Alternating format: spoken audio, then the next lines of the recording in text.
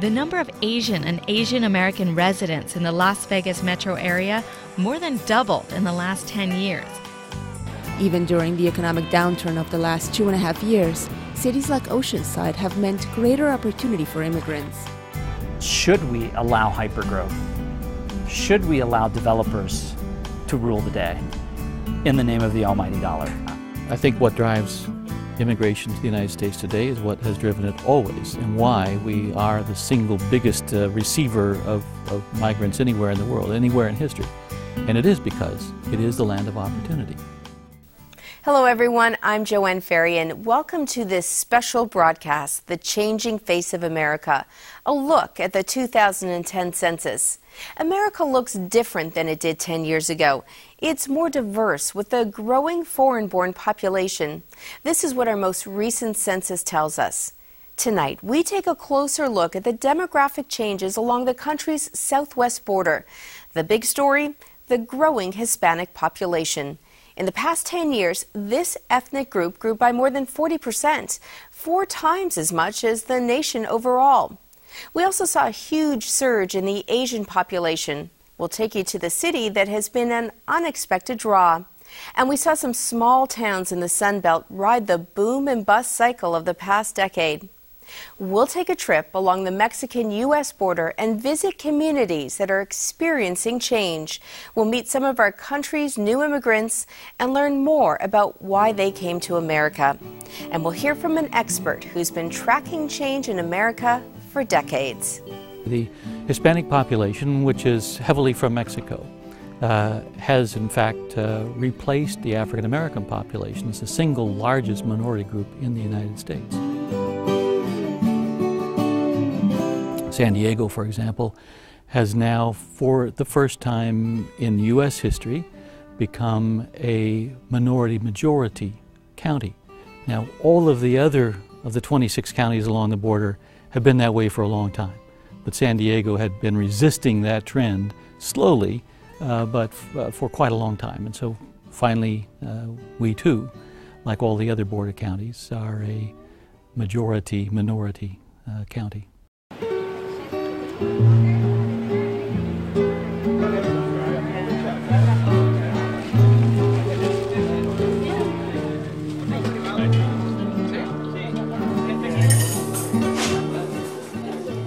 I'm Ruxandra Guidi in Oceanside.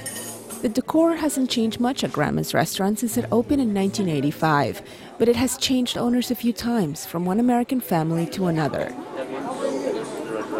In 2005, it was sold to an unlikely buyer, Faustino Hernandez, a Mexican immigrant in his late 20s. Hernandez used to be the restaurant's dishwasher. Senior is a smaller portion than this is bigger. I came from Oaxaca like in 1990. As soon as I got here, I went to high school and working at the same time in a restaurant as a dishwasher. And from there, in a year or months, I moved to the kitchen, so I became a cook. Basically, that's how I ended up here first as an employee, then went to another job, and then came back and bought it. Hernandez soon realized that his recipe for success depended on being able to keep Grandma's exactly as it was. So he continued catering to retirees from Oceana, a planned community nearby. He opened for breakfast, lunch, and early bird dinner. And he kept all the favorites on the menu: Friday night fish and chips, and a wide variety of homemade pies. He also added a couple of Mexican dishes to the menu: machaca and eggs and breakfast burritos. Bruce Mumfield has been coming here for almost 2 decades and religiously orders Southern comfort food for breakfast. Well, the first time I came here, it was owned by a Caucasian, and they had my bowl of grits, and I was happy. I don't eat much, that's what I like, so I've been here ever since. One reason why Mumfield won't go anywhere else is because he's always likely to run into someone he knows here. He can stick around for hours, and the waitress won't ask him to pay the bill as soon as he's done. And the cooks will always make him grits just the way he likes them. They're my buddies back there, you know. I give them Christmas bonus every year. In restaurant, people don't recognize the cooks, the people in the back. They only recognize the people that serve. The cook, those are the people that do the work. For over a decade, it was Hernandez who made the grits in the back kitchen. Since becoming the owner, he has kept all the same staff, including 2 other young Mexican men who do the food preparation.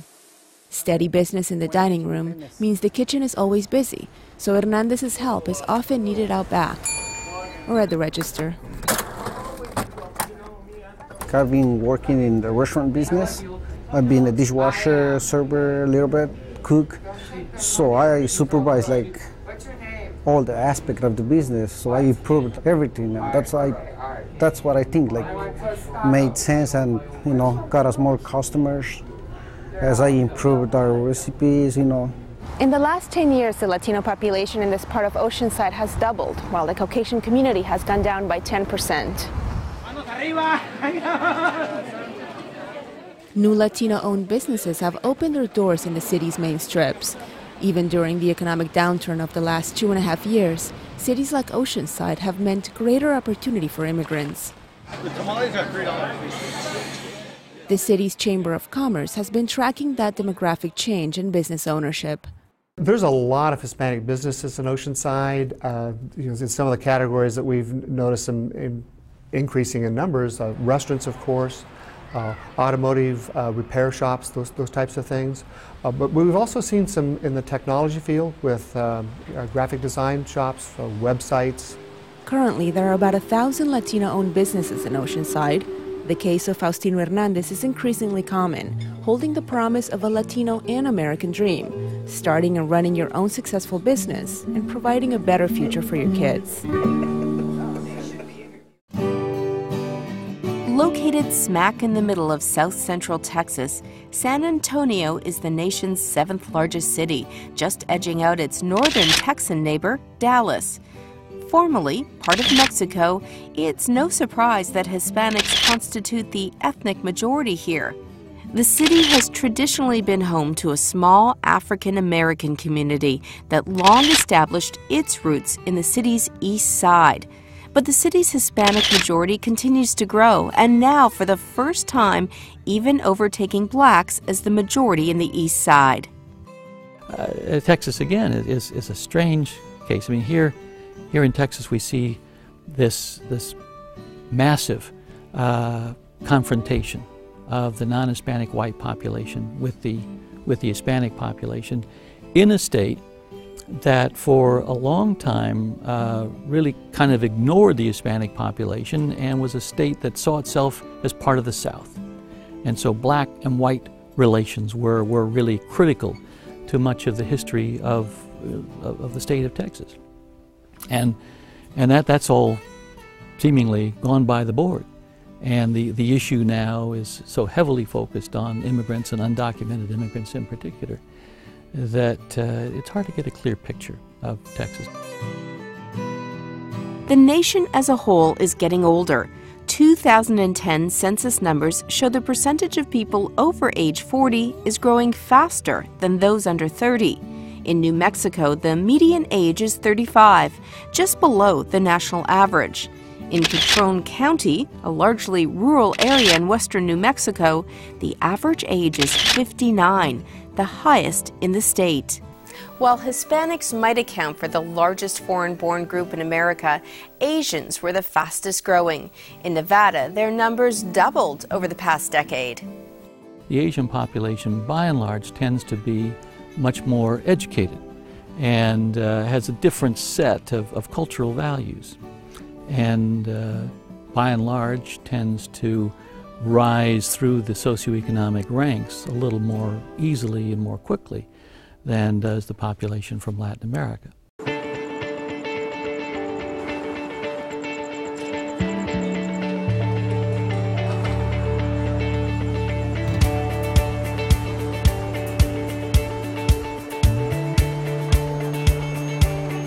I'm Jude Jaffe-Block in Las Vegas. This city is best known as a hotspot for tourists from all over the world.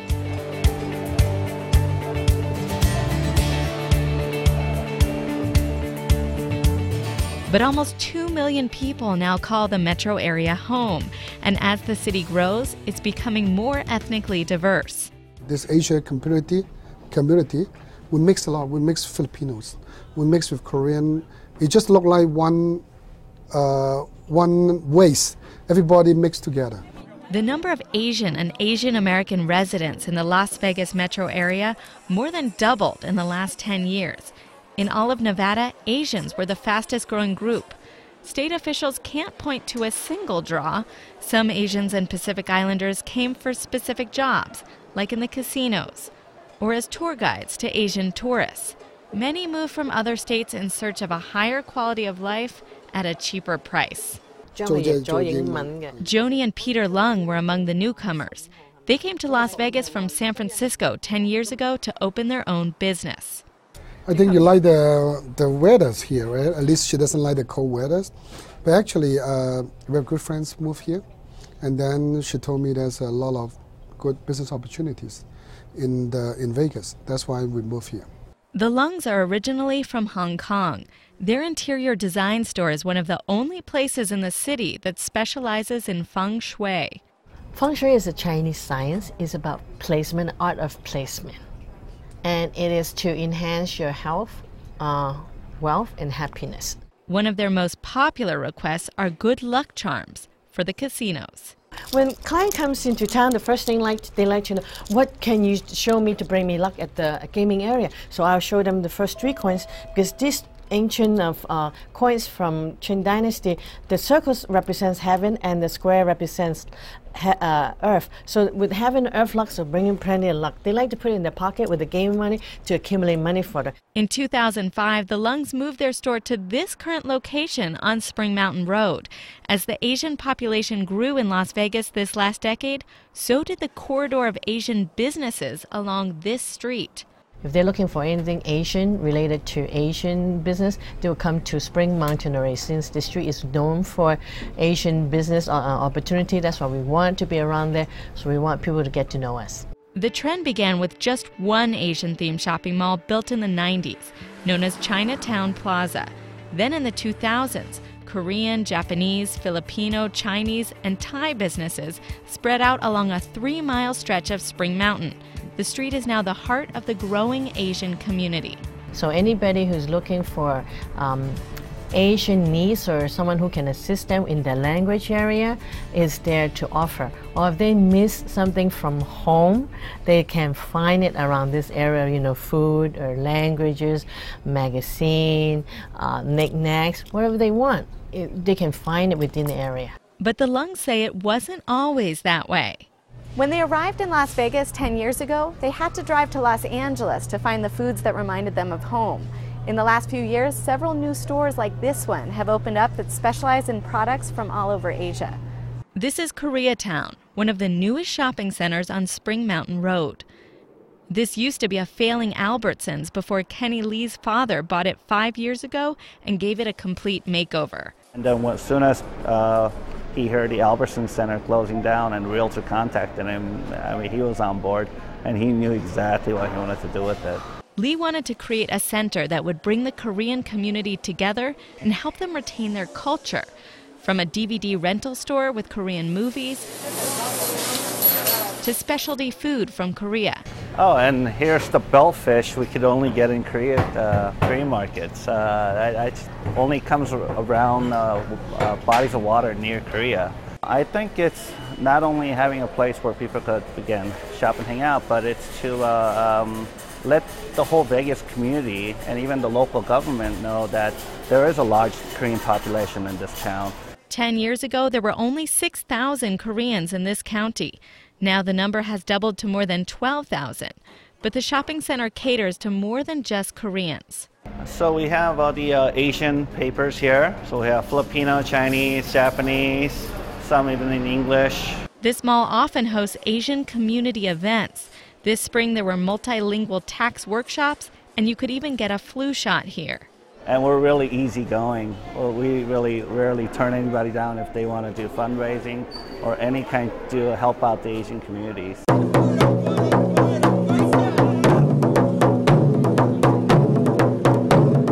On this day, there's a fundraiser in the parking lot.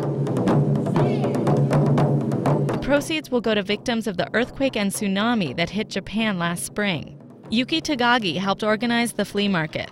They are still suffering, so we want to do something to help them. So now today we do a big flea market, and then we collect money. Then we donate those money to Japanese Red Cross. Sachiko Kunimoto was glad to come support the cause since the tsunami hit close to her hometown.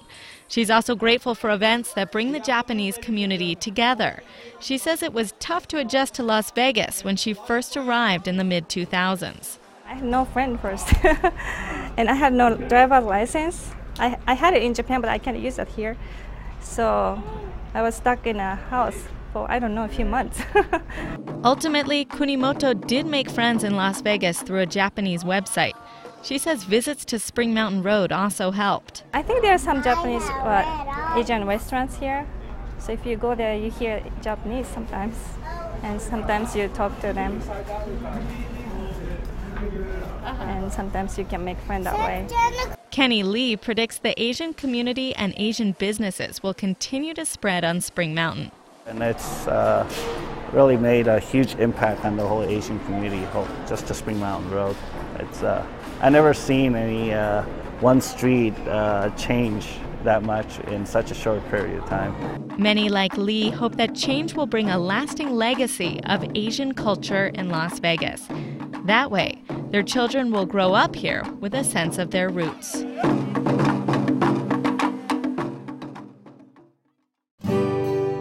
The key to Arizona, indeed the key to the Southwest really, was air conditioning.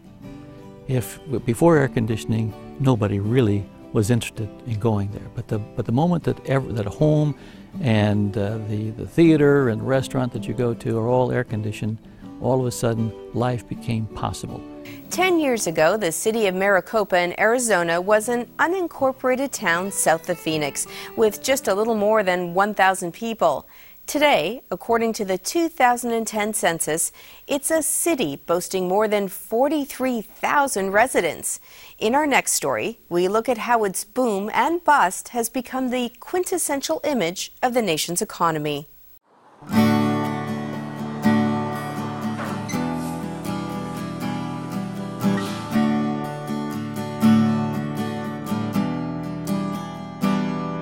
I'm Nadine Arroyo Rodriguez in the city of Maricopa, Arizona. The town is located about 40 miles south of Phoenix. After a 20-minute drive from the closest expressway through a desolate desert landscape, you end up at the entrance of one of the fastest growing areas in the Southwest. Maricopa is a quiet town. Once you enter its city limits, the sights are breathless. Modern structures and homes, beautiful parks, and sprawling greenery in all directions. Despite its modern look, this small town has a lot of history. What are you having? The beef fajitas? On the corner of Honeycutt Road and John Wayne Parkway stands one of the oldest establishments in town, the Headquarters Restaurant. It was built in the 1950s. It stands smack dab in the middle of the 1 square block area of downtown Maricopa. The club room many years ago, that used to be hot poker games in there. And just a lot of celebrations in here. Alma Farrell is the owner of the new and renamed HDQ Restaurant. She attended school, got married, and raised her children in Maricopa. Her father-in-law was a prominent businessman who founded the restaurant. At the time, there were only several hundred residents in a farming community, a small town by many standards. For Farrell, it was just home. She's considered a Maricopa pioneer, and as such, she was a member of the Maricopa Chamber of Commerce, who, like many other pioneers, wanted Maricopa to become a growing community. We wanted to market Maricopa to see if we could get some people to come out to Maricopa to maybe invest and come out and build homes. And it did. Maricopa's growth was steady at first. 1,000 people in 2000, 5,000 in 2005. But that growth changed overnight. In late 2005, the housing market exploded.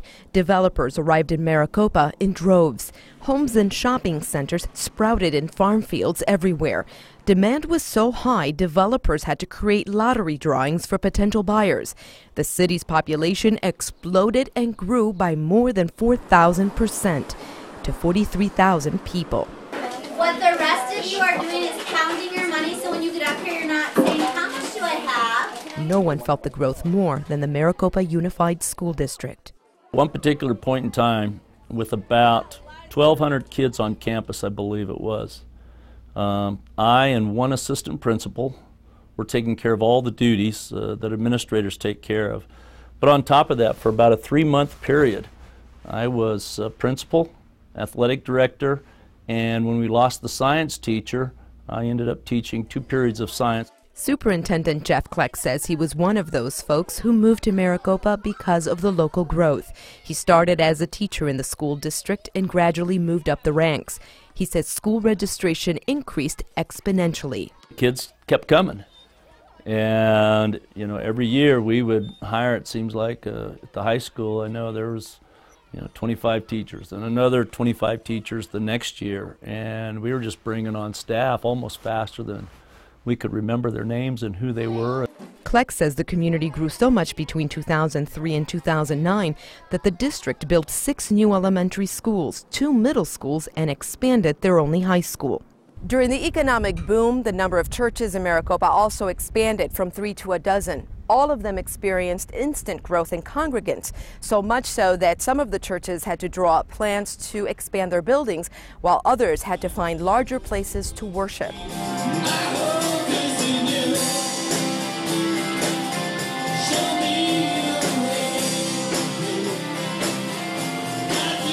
We grew instantly from a core team of about 20 to 300 in just a year and a half. Do not worry about yourself. If you have food and you have clothes, worry. We actually just added 2 services. So we went from 1 gathering time to 2 gathering times. And that's how we managed that growth. You know, our kids were meeting in classrooms and we were in a multi-purpose room, not much smaller than this, about the same size. So that's how we managed growth. Pastor Akers and the other local residents say they began seeing the population growth stop in 2008 when the housing market crashed. Many of the new homes they once saw as a sign of growth are now empty. I would say 2008, probably until the middle of 2010, were some desperate times. How desperate for your church? What did you say? Tough. Attendance was down almost half of what we were originally. So your faith was shaken a little bit? Yeah, I would say. Yeah, not the first time, and probably won't be the last time. What shook it? What shook it so much? You're a pastor. Yeah, probably.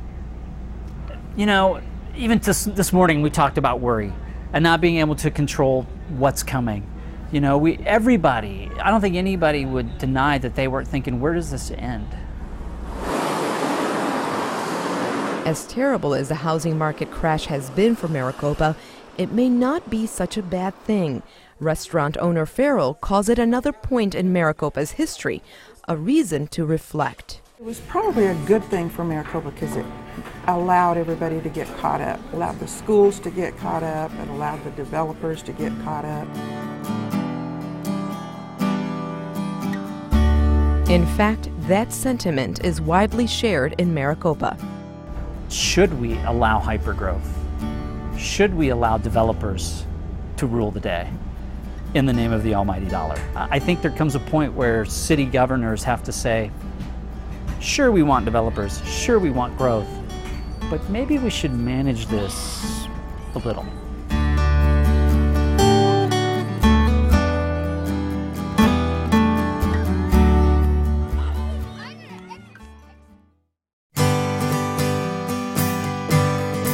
According to the 2010 census, nearly 309 million people live in the United States, 27 million more than in 2000.